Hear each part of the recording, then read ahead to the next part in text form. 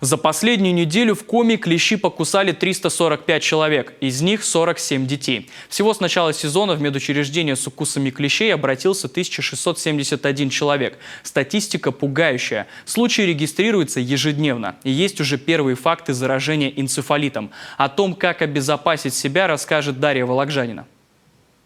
6 случаев заражения клещевым энцефалитом с начала сезона. У половины зараженных болезнь протекает тяжело. В реанимации. Среди них ребенок. Ежегодно в Коми регистрируют около 20 энцефалит-инфицированных. Так называемый пик активности клещей приходится как раз на май и июнь. Какой клещ несет в себе опасность, может показать только лабораторное исследование. Если говорить, вот даже провести аналогию по факту присасывания клеща, у нас на 16 июня официальная статистика этого года 1671 обратившихся, из них практически каждый пятый – это ребенок.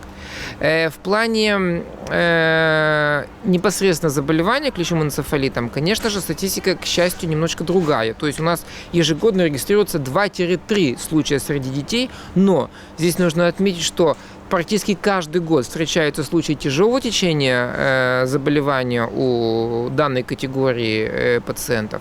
Самым действенным средством против клещевого энцефалита остается вакцинация. За последние 20 лет в инфекционной больнице пролечено от этого заболевания порядка 250 человек. Из них вакцинированных было всего 2, болели в легкой и лихорадочной форме. Лучше, говорят специалисты, прививку делать осенью, чтобы подготовиться к весенней эпидемии. Люди обращаются. Сейчас, правда, немножечко не сезон обращения. Обращение сезон у нас в основном осень-зима.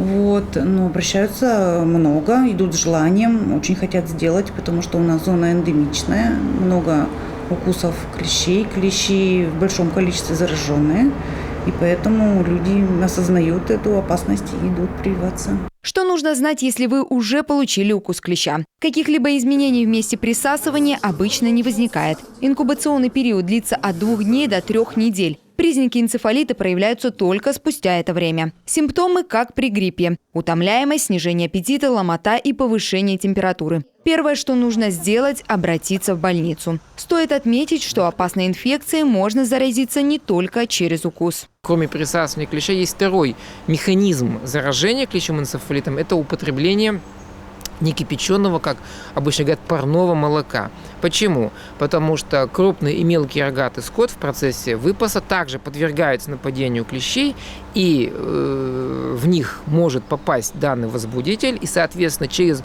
употребление вот как раз некипяченого молока пациент тоже может заразиться. Мы прекрасно понимаем, что лето – это деревня, бабушки, дедушки, которые могут поить детей парным молоком, и, соответственно, вот таким образом они тоже могут заболеть. Об этом нужно помнить. Всего в республике сейчас 8 эндемичных по клещевому энцефалиту зон. Как правило, это южные районы. А вот, например, в Воркуте, Усинске и Усть-Цильме опасного насекомого не встретишь. Но клещ не только переносчик энцефалита, но и боррелиоза. Его диагностировать могут только в больнице. Главное – вовремя обратиться. В Коми уже зарегистрировано 2 случая заражения. Избежать опасного заболевания можно. В первую очередь надо носить защитную одежду, использовать репелленты и, конечно, вовремя прививаться. Дарья Вологжанина, Алексей Паршуков, телеканал Юрган.